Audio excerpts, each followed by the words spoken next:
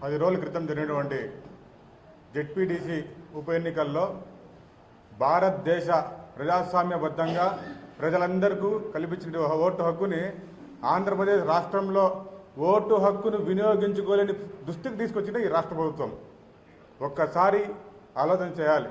ZPTC ఎన్నికల్లో ఒంటిమిట్టలో 24,000 ఓట్లు, 24,000 ఓట్లలో 20,000 మంది ఓటు వేసినట్టు వాళ్ళు చూపిస్తున్నారు. 20,000 మంది ఏ ఇంకు చూపిలేరు, చేతికి ఏ సిరా చూపిలేరు. పులివెందల్లో 10,000 మంది ఓటర్లు, ఆడ కూడా ఓటర్కి సిరా చూపిలేరు. ఇలాంటి దుస్థితి క్రియేట్ చేసినటువంటి తెలుగుదేశం ప్రభుత్వానికి రాబోయే రోజుల్లో రాజకీయాల్లో హత్యలు ఉండవు, ఆత్మహత్యలు మాత్రమే ఉంటాయనేది ప్రతి ఒక్కరూ తెలుసుకోవాలి. ప్రజలు స్వచ్ఛందంగా ఓటు కూడా వేసుకోలేని దుస్థితిలో రాష్ట్ర ప్రభుత్వం ఉందంటే ఈ 2 మండలాల ప్రజలే కాదు, రాష్ట్రం ప్రజలు మొత్తం ఈ 2 మండలాల వైపు చూసింది. ఒక్కసారి ఆలోచించాలి.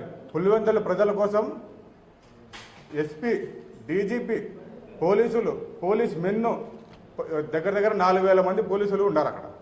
ఒక పక్క రాజకీయ పార్టీలు బీజేపీ, జనసేన, టీడీపీ, సిబిఐ, వీళ్ళు కూడా వాళ్ళతో కలిసిపోయి ఉంటారు. వీళ్ళందరి బలం అడిచిపించాలని ప్రయత్నం చేస్తున్నారు. జగన్మోహన్ రెడ్డి గారి బలాన్ని చూసి వీళ్ళందరూ కూటమి కట్టి ఆ రోజు దిగారు ఎలక్షన్కి.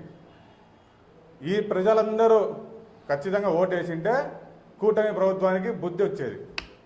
అలాంటి అవసరం వాళ్ళు ప్రజలకు ఓటేసి హక్కు కల్పించకుండా దౌర్జన్యంగా, అరాచకంగా ఈ దుశ్చర్యలకు పాల్పడ్డారు. జగన్మోహన్ రెడ్డి గారి బలం ముందు వీళ్ళెవ్వరు సరిపోరనే అందరూ కట్టగొట్టుకొని పోలీస్ వ్యవస్థను పహారా పెట్టుకొని ఎలక్షన్ నడుపుకున్నారు. రాబోయే రోజుల్లో జగన్మోహన్ రెడ్డి గారి బలం ఎలాంటిదనేది ప్రపంచం మొత్తం చూసే విధంగా వైఎస్ఆర్ కాంగ్రెస్ పార్టీ కార్యకర్తలు, సైనికులు, నాయకులు గట్టిగా పనిచేస్తారని తెలియజేస్తున్నాం.